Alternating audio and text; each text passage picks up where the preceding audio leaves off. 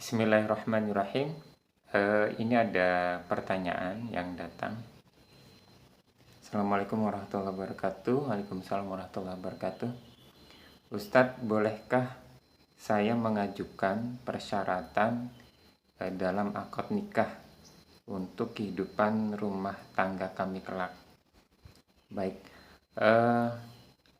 Jadi mungkin di awal harus kita perjelas dulu bahwa yang dimaksud di sini adalah sebuah syarat untuk kehidupannya di dalam rumah tangga kelak, bukan syarat akad nikah itu sendiri. Mengapa? Karena syarat akad nikah itu sudah fixed, sudah jelas. Misalnya apa? Misalnya mempelai laki-laki itu adalah seorang mukmin. Kedua, adanya wali nikah bagi pihak perempuan misalnya.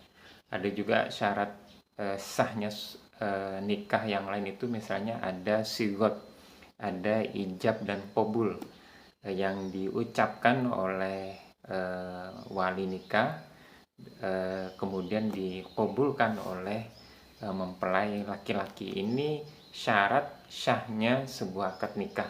Ini jelas. Jadi yang dimaksud itu adalah bukan menambahi syarat ini, tetapi syarat-syarat yang lain yang nanti di dalam kehidupan rumah tangga mereka. Baik, kita akan coba jawab pertanyaan ini. Mungkin ini juga termasuk pertanyaan yang sering kali muncul ya.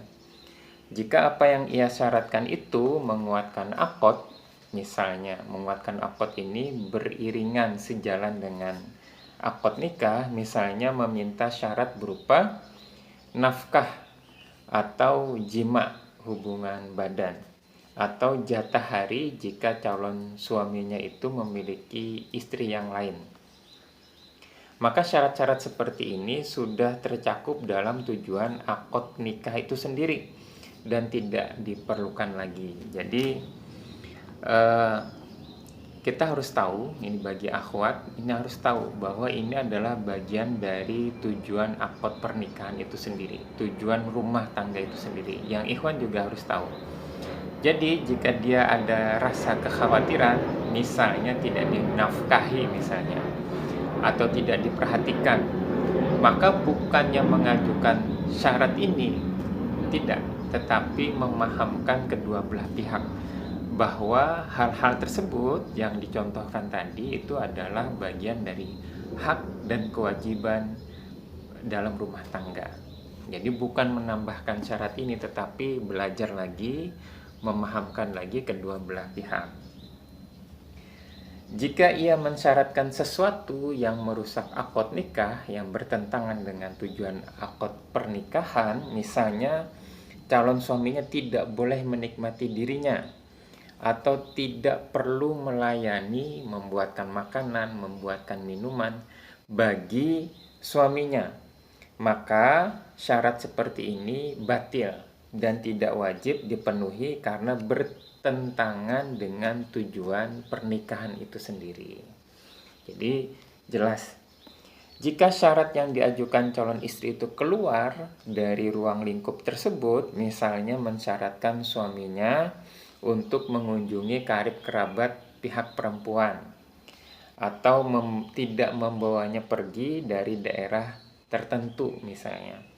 Kami pernah membantu ini ya. Jadi misalnya waktu itu pihak perempuan meminta syarat bahwa dia tidak dibawa pindah. Mengapa? Karena dia ingin tetap di kota itu karena dia sedang mengasuh ibunya. Nah, yang pihak laki-laki ini akhirnya tidak jadi menikah ya. Yang pihak laki-laki tidak bisa memenuhi. Sayang sekali. Mengapa? Karena pihak laki-laki ini sudah punya usaha di tempat yang lain. Jadi dia tidak memungkinkan untuk membangun dari awal. Nah, akhirnya memang tidak jadi pernikahan ini. Nah, tapi syarat ini sebenarnya diperbolehkan ya. Tidak membuat syarat-syarat yang tidak menghalalkan hal-hal yang haram.